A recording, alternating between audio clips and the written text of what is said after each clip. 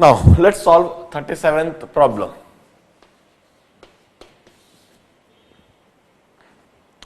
A convex lens of focal length 20 centimeter and concave lens of focal length 10 centimeter are placed 10 centimeter apart with their principal axis coinciding. यह convex lens है, focal length is 20 centimeter and we have got concave lens having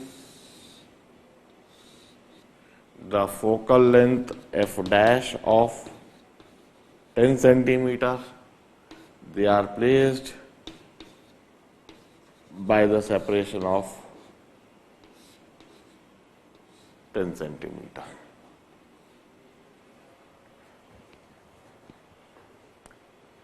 Principal axis coinciding. A beam of light traveling parallel to principal axis and having beam diameter of 5 millimeter is incidented on the combination so that the emergent beam is parallel to incident one. Find the beam diameter of the emergent beam. देखिए, यदि कोई incident beam, this is the incident beam parallel to principal axis, this is the incident beam parallel to principal axis, its beam diameter is 5 millimeter. It's incidented on this convex lens. अब क्या होगा, यह converge होएगी focus पर. 20 centimetre focus है तो 20 centimetre की दूरी पर कन्वर्ज होएगी. This 10 centimetre, this another 10 centimetre, कहीं इधर फोकस है F, तो यह इधर कन्वर्जेंट होएगी. यह जो बीम है इसको मैं अब कन्वर्जेंट तरीके से ड्रॉ करता हूं, मगर पूरी तरह से आगे तक ले जाने के बजाय दूसरी लेंस पर लाकर मुझे रोकना होगा, क्योंकि यह फोकस तक पहुंच ही नहीं पाएगी. मैंने इस तरीके से फिगर को बनाया.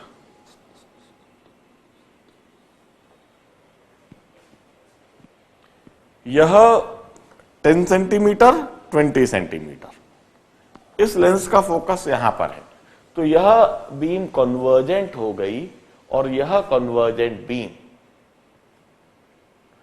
फोकस पर कन्वर्ज हो रही है. We have real image at F. Now this real image at F would behave as virtual object.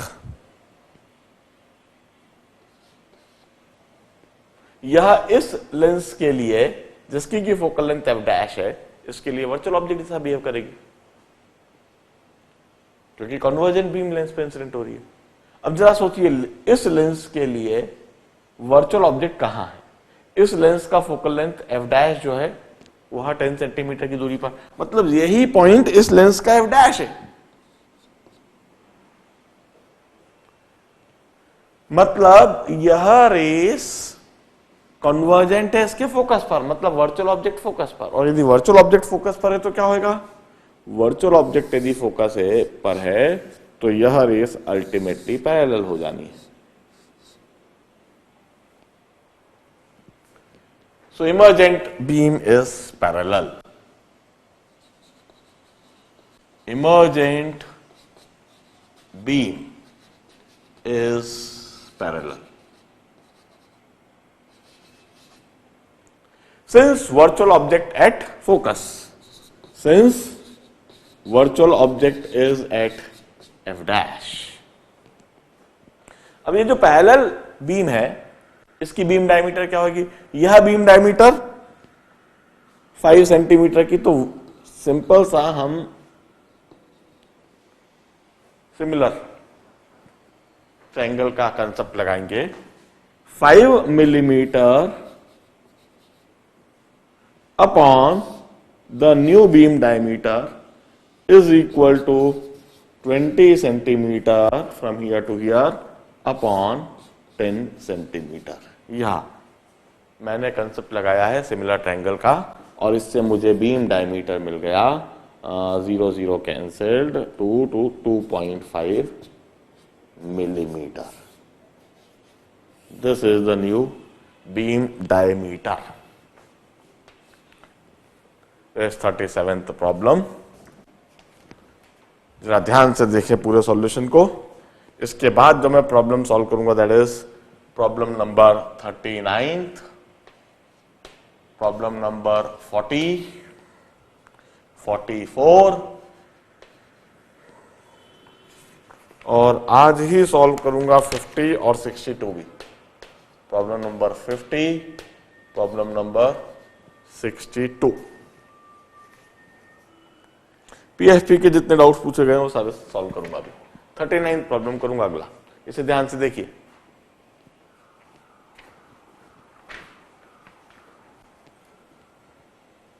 चलिए let's move on to 39th problem. Problem के कंसेप्ट चेंज हो रहे हैं, नए कंसेप्ट पर प्रॉब्लम है 39th और 40th। And achromatic combination of lens of focal length 100 centimeter is to be formed from crown glass lens and flint glass lens. Determine focal length of each lens from the following data. सबसे पहली बात achromatic combination बनाना है। achromatic combination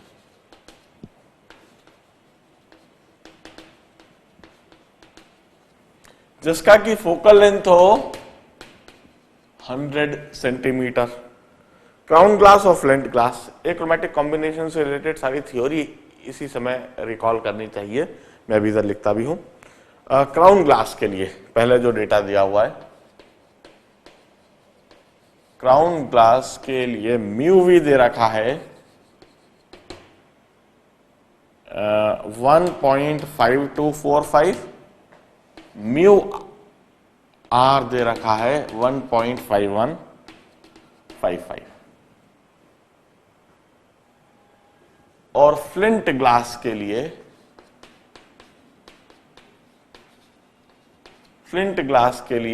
mu V dash दे रखा है 1.659 और mu R dash दे रखा है 1.641।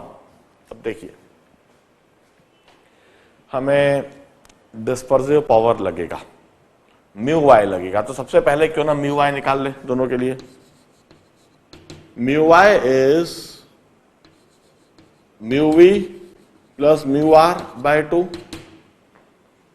1.5245 minus 1.5155 by 2, तो म्यू वाई वुड बी 1.52। इसी तरह से म्यू वाई डैश निकाल लेते हैं। Mu Y dash is average of mu V and mu R, तो 1.659 माइनस 1.641 बाय 2, तो म्यू वाई डैश आ गया 1.65 आई थिंक। म्यू वाई और mu Y dash, crown glass का म्यू वाई निकाल लिया, फ्लिंट ग्लास का म्यू वाई निकाल लिया। अब मैं डिस्पर्सिव पावर निकाल लू। Omega is mu V minus mu R upon mu Y minus 1। Omega dash is mu V dash minus mu R dash upon mu Y dash minus 1। So this is 1.5245 minus 1.5155 by 1.52 minus 1. So omega is 0.009 upon 0.52 और इसी तरह से omega dash लिख देता हूं 1.659 minus 1.641 upon 1.65 minus 1. So omega dash is 0.018 upon 0.65. यह मैंने crown glass के लिए और यह फ्लिंट ग्लास के लिए सॉल्व करके रख लिया। अब मैं कॉम्बिनेशन के कंसेप्ट को लगाऊंगा और एक्रोमैटिक कॉम्बिनेशन के कंसेप्ट को लगाऊंगा। एक्रोमैटिक कॉम्बिनेशन हम कैसे बनाते हैं भाई, एक कॉन्वेक्स लेंस और एक कॉनकेव लेंस साथ साथ में रखते हैं। एक का फोकल लेंथ f1 और f और एक का फोकल लेंथ f डैश। एक का डिस्पर्सिव पावर ओमेगा, एक का डिस्पर्सिव पावर ओमेगा डैश। इस तरह से हम लेंस लेते हैं। तो सबसे पहले for achromatic combination the condition is omega into phi plus omega dash phi dash must be 0, or omega into phi must be equal to minus of omega dash phi dash, या फिर हम लिखते हैं omega upon f plus omega dash upon f dash must be 0, or omega upon f is equal to minus of omega dash upon f dash।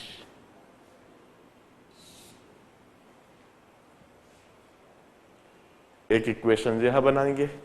तो omega के लिए मैं लिखता हूं 0.009 upon 0.52 into 1/f must be equal to minus of 0.018 upon 0.65 into 1/f dash. एक तो यह equation बन गई। एक इक्वेशन यह बनेगी। और एक और कंसेप्ट जो लगाते हैं कॉम्बिनेशन। कॉम्बिनेशन का फोकल लेंथ है कैपिटल एफ 100 सेंटीमीटर।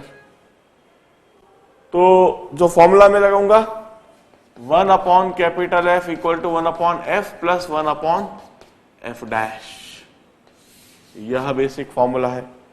तो मैं 1 upon 100 is equal to 1 upon F plus 1 upon F dash, यह दूसरी इक्वेशन बनाऊंगा। इन दोनों इक्वेशंस को मुझे सॉल्व करना है।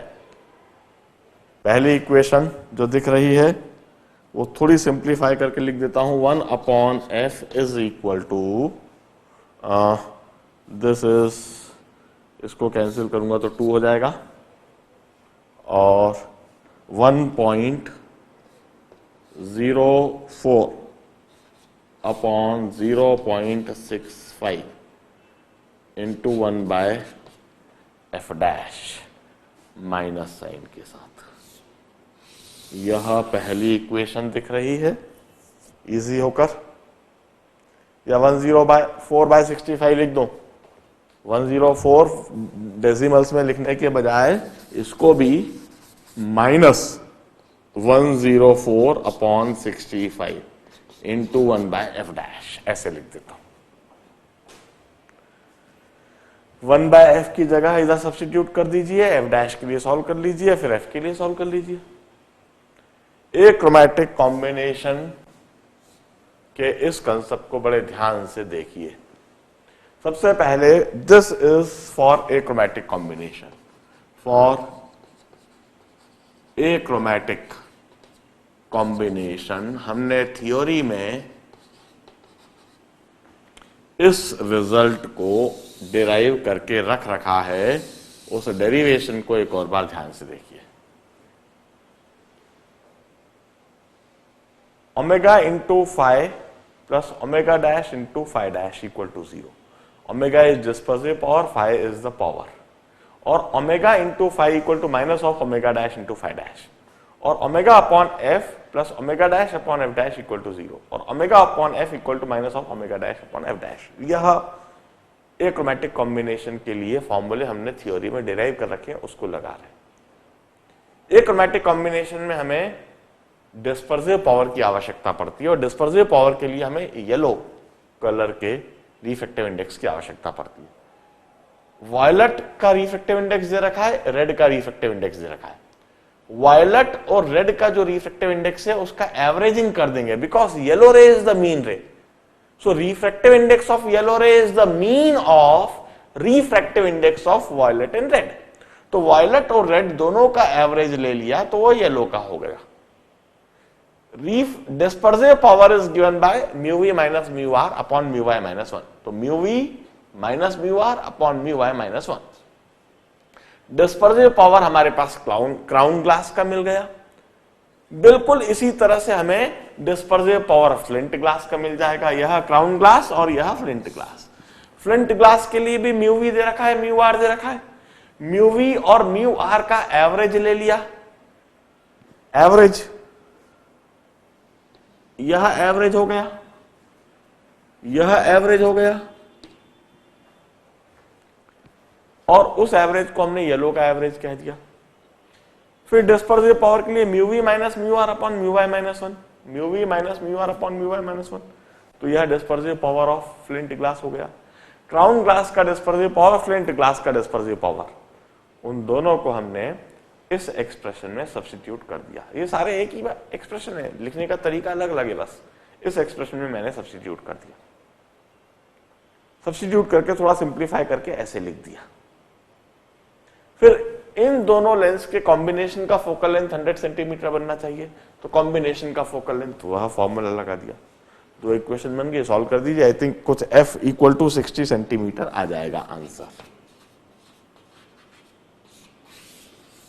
This is the answer. 40th problem करेंगे, ऐसे नोट डाउन कीजिए।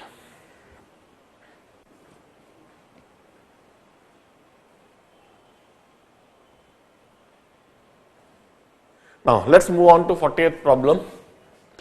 39th जैसा ही है, rather उससे सिंपल है। A chromatic convergent lens of focal length 150. Once again, a chromatic convergent lens of focal length 150 is made by combining crown and flint glass. Flint or crown. Calculate the focal length of both lens and point which one is divergent if the ratio of dispersive power of flint and crown glass WF by WC is 3/2. मैं बिल्कुल साफ साफ लिखने के लिए WF, F और C, flint glass के लिए F इस्तेमाल कर लेता हूं, क्राउन ग्लास के लिए C का इस्तेमाल कर लेता हूं। WF अपॉन WC इज 3/2 दे रखा है।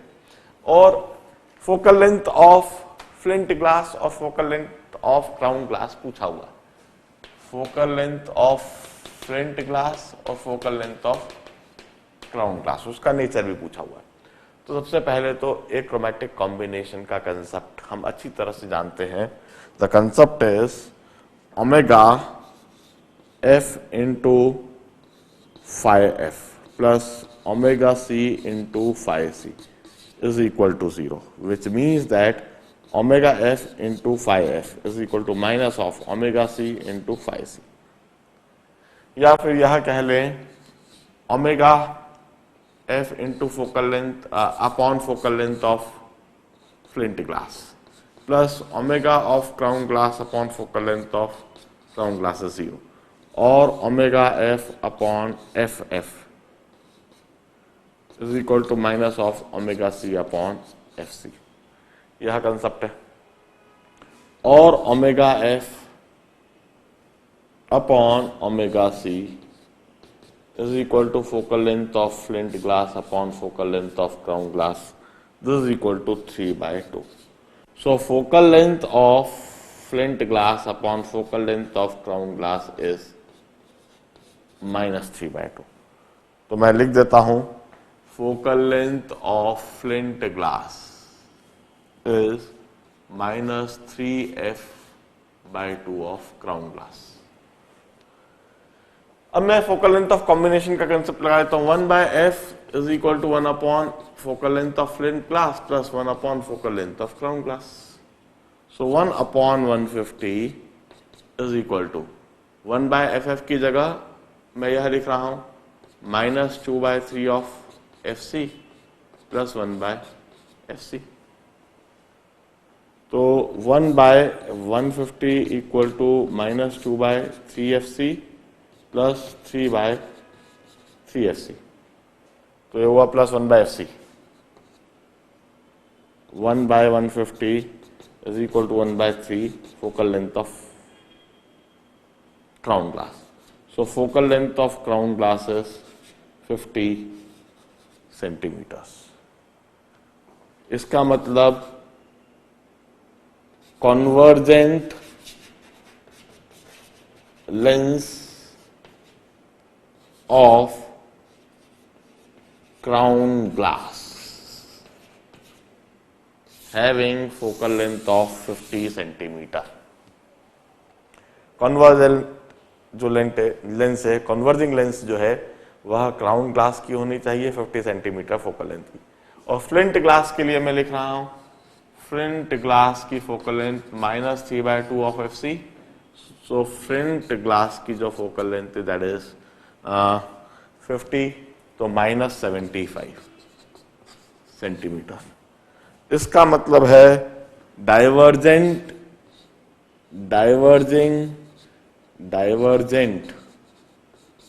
लेंस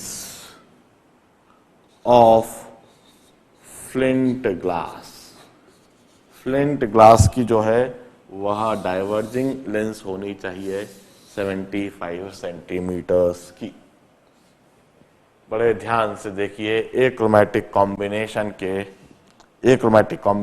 के इस कंसेप्ट को देखिए.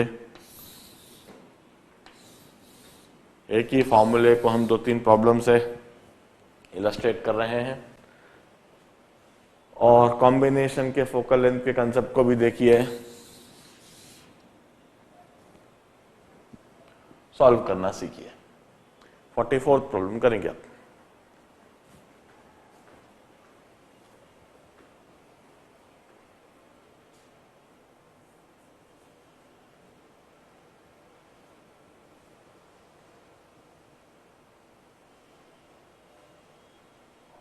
Let's move on to problem number 44th. A small air bubble is entrapped in a glass having refractive index 1.5, a sphere of radius 4 centimeter. This is a glass sphere. This is the glass sphere. Refractive index is 1.5, radius is 4 centimeter. And there is an air bubble at a distance of 1 centimeter from the center. This is the center. और इस जगह पर एक air bubble है जिसको हम object कह दें. And this at a distance of 1 centimetre from the centre. यह 1 सेंटीमीटर की दूरी पर है. Where will the bubble appear when seen through the glass surface? Nearest the bubble, farthest the bubble. देखिए नियरेस्ट द बबल यह situation है, तो इस तरह से बबल से लाइट रेज ट्रेवल करेंगी. और फारदेस्ट द बबल यह सिचुएशन है, इस तरीके से लाइट रेज ट्रेवल करेंगी. तो मैं पहले केस 1 लेता हूं. A part nearest to bubble. Once again curved surface reflection formula होगा. हम कर्व्ड सरफेस रिफ्लेक्शन फॉर्मूला जो लगा रहे हैं वो फॉर्मूला लिख देता हूं. μ2 minus μ1 by r is equal to μ2 by v minus μ1 by u. This is the basically the formula which we are applying. यह फॉर्मूला अप्लाई कर रहे हैं. तो μ2 की जगह तो मैं एयर लिखूंगा μ2 माइनस μ1 बाय r. r की जगह पर अगेंस्ट द इंसिडेंस रेस वो -4 is equal to μ2 by v. μ2 by v minus μ1 by u. u की जगह मैं लिखूंगा -3. This 4 centimetre. 1 सेंटीमीटर इधर आए तो 3 सेंटीमीटर हो जाएगा. Now solve it. 1.5 minus 1, 0.5 by 4, 0.5 by 4 is equal to 1 by v plus 1.5 by 3 को मैं 1 by 2 लिख देता हूँ. So this becomes 1 by v is equal to, इसको 1 by 8 लिख देता हूँ, 1 by 8 minus 1 by 2. So 1 by v is 1 by 8 minus 4 by 8. So this is minus 3 by 8. So v is 8 minus 8 by 3 centimeter. So image is virtual image at 8 by 3 centimeter from surface. Surface से 8 by 3 centimetre पर virtual image बनेगी. अब case 2, farthest to bubble. Farthest to bubble वाली situation. अब इस case में देखिए, इधर ये 3 सेंटीमीटर था, इधर से इधर 3 सेंटीमीटर था.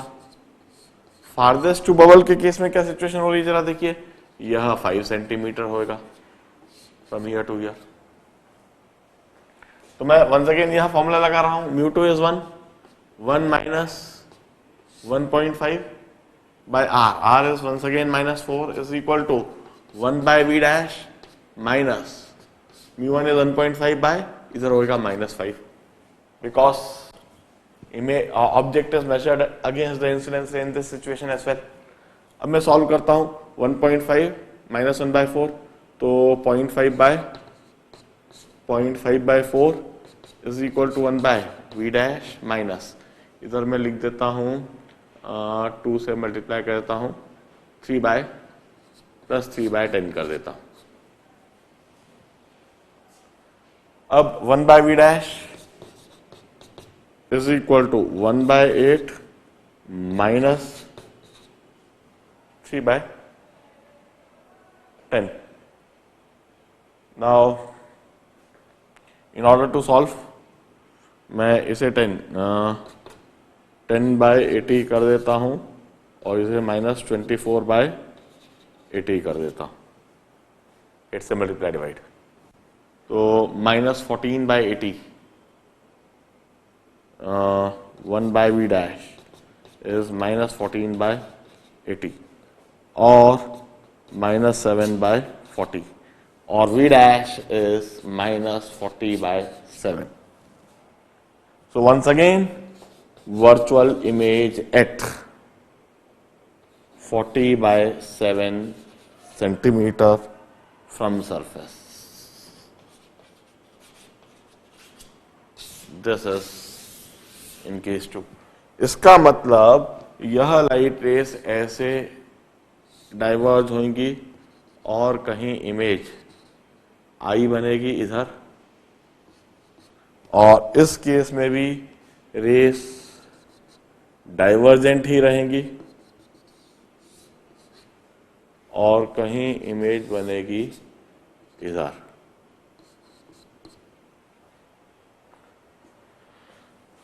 नोट इट डाउन, ध्यान से देखें. Its application of curved surface refraction formula.